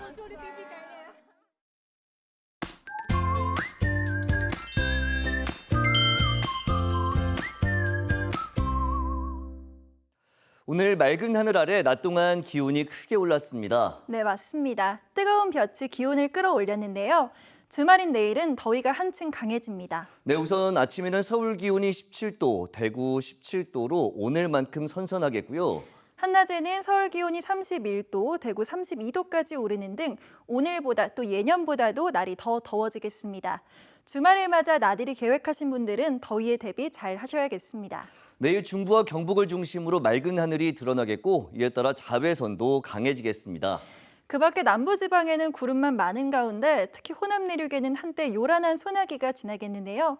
돌풍과 벼락 또 우박이 동반될 수 있어서 주의하셔야겠습니다. 휴일인 모레도 예년보다 더운 날씨가 계속되겠고 내륙 곳곳에는 소나기가, 제주도에는 비가 내릴 전망입니다. 날이 더워질수록 수분을 제대로 섭취해야 하는데요. 녹차나 홍차, 옥수수 수염차와 결명자차의 경우에는 이뇨작용을 유발할 수 있어 물 대신 마시지 않는 것이 좋습니다. 네, 물 대신 마시려면 보리차나 현미차, 우엉차, 허브차가 좋은데요. 특히 보리차는 혈관 건강과 혈당 조절에도 도움이 되고요. 현미차를 마시면 콜레스테롤 억제와 항산화 작용 효과를 볼 수 있습니다. 또 우엉차의 경우에는 대장 기능 개선과 노화 방지, 또 허브차는 긴장 완화와 불면증 개선 효과를 볼 수 있으니까요. 건강에 맞춰서 챙겨 드시면 좋겠습니다. 날씨 캔버스의 정수연, 김수현이었습니다.